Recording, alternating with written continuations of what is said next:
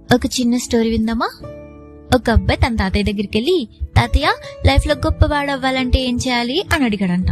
అప్పుడు ఆ తాతయ్య తన దగ్గరున్న 2 మొక్కలు తీసుకొచ్చి ఒకటి ఇంట్లో, ఇంకొకటి బయట పెరట్లో నాటాడంట. ఇప్పుడు చెప్పు, రెండిట్లో ఏది బాగా పెరుగుతుంది అనుకుంటున్నావు అని అడిగాడంట.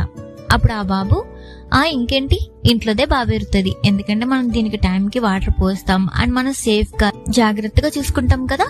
కానీ బయటదైతే ఎప్పుడు ఏ యానిమల్స్ వచ్చి తినేస్తాయో తెలీదు, ఎండకి ఎండాలి, వానికి తడవాలి, అందుకని బయటదేం పెరగదు అని చెప్పి ఫారెన్ వెళ్ళిపోయాడంట. తర్వాత 3 years తర్వాత తిరిగి వచ్చాడంట. అప్పుడు ఆ తాతయ్య ఆ చెట్టు దగ్గర తీసుకెళ్లాడంట. ఇంట్లో చెట్టును చూసి అబ్బాయి చాలా హ్యాపీ ఫీల్ అయ్యాడంట. అది చాలా పెద్దగా అయిపోయిందంట. తర్వాత పెరటిలో ఉన్న చెట్టు దగ్గరికి తీసుకెళ్లాడంట. అది చూసి అబ్బాయి చాలా షాక్ అయ్యాడంట. ఏంటి తాతయ్య, ఇది ఇంత పెద్దగా అయిపోయింది, ఇంత స్ట్రాంగ్ గా, ఇంత ఏరులతో, ఇంత పెద్ద పెద్ద కొమ్మలు ఎలా వచ్చాయి తాతయ్య అని అడిగాడంట. అప్పుడు తాతయ్య చెప్పాడంట, ఈ చెట్టులాగే మన లైఫ్ లో కూడా మనకొచ్చిన కష్టాల్ని, కన్నీళ్ళని, ఒడిదుడుకుల్ని అన్నిటిని తట్టుకుని నిలబడితేనే మనం లైఫ్ లో ముందుకెళ్ళగలం, అనుకున్నది సాధించగలం అని చెప్పాడంట.